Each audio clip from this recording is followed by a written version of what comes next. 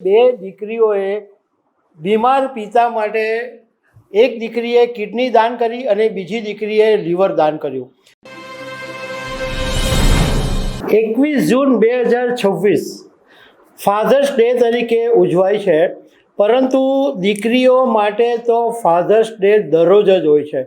અને ઉત્તર પ્રદેશના ગાઝિયાબાદના મોટા ગામથી એક ભાવુક અને પ્રેરણાદાયી સ્ટોરી સામે આવી છે કે બે દીકરીઓએ બીમાર પિતા માટે એક દીકરીએ કિડની દાન કરી અને બીજી દીકરીએ લીવર દાન કર્યું. અને આ બંને બહુ નાની ઉંમરની દીકરીઓ છે. તો આ જે વાત છે એ અત્યારે સોશિયલ મીડિયા પર ચર્ચાનો વિષય બની છે. તો આના વિશે હું તમારી સાથે વાત કરીશ. મારું નામ રાજેશ શાહ છે અને તમે જોઈ રહ્યા છો ગુજરાતના સૌથી મોટા ડિજિટલ પ્લેટફોર્મ ખબરછે.com. 21 જૂને ફાધર્સ ડે છે, પરંતુ દીકરીઓ માટે પિતા એ સર્વસ્વ છે. એવું કહેવાય કે દીકરી એટલે વાલનો દરિયો અને પ્રેમનું સરનામું અને પિતાના હૃદયની સૌથી નાજુક ખૂણો. દીકરી પિતાના જીવનની સૌથી અમૂલ્ય ભેટ હોય છે અને મુશ્કેલીમાં સૌથી મોટો આધાર દીકરીઓ જ બનતી હોય છે.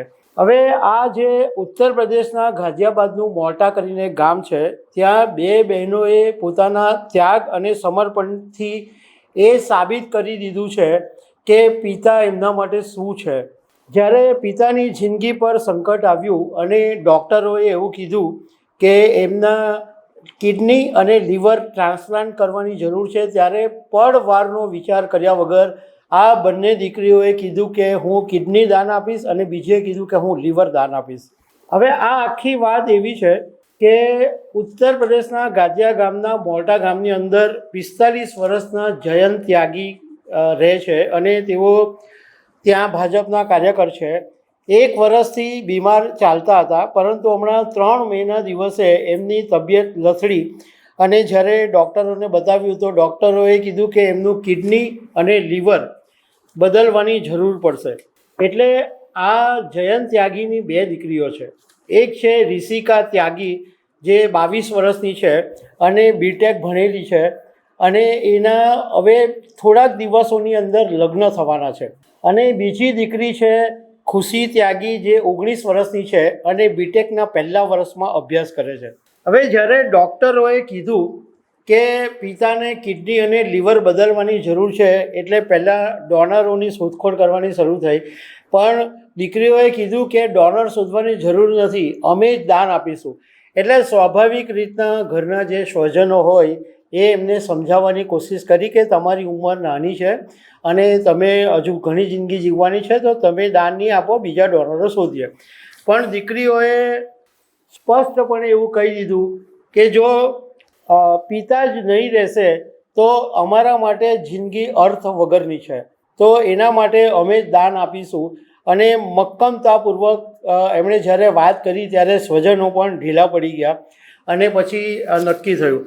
હવે નવાઈની વાત એ છે કે આ રિષિકા ત્યાગી છે, એના સાસરિયાને પણ પૂછવામાં આવ્યું તો સાસરિયાઓએ રાજી ખુશીથી હા પાડી. એટલું જ નહીં, પરંતુ એને હોંસલો પણ આપ્યો અને કીધું કે અમારા માટે ગર્વની વાત છે કે એક બહાદુર દીકરી અમારા ઘરે પરણીને આવી રહી છે. એટલે સાસરિયાઓએ પણ પરવાનગી આપી દીધી. એટલે આખરે રિષિકાની કિડની લેવામાં આવી અને ખુશી ત્યાગી છે એનો લીવરનો એક હિસ્સો લેવામાં આવ્યો અને પિતામાં નોઈડાની એક હોસ્પિટલમાં પિતામાં ટ્રાન્સપ્લાન્ટ કરી દેવામાં આવ્યો.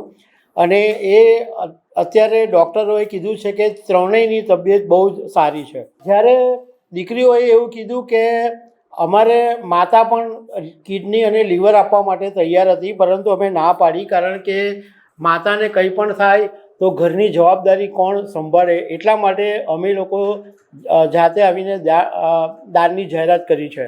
આ ખરેખર એક ઉત્તમ ઉદાહરણ છે, કારણ કે દીકરીઓ છે એ પિતાની બહુ જ નજીક હોય છે.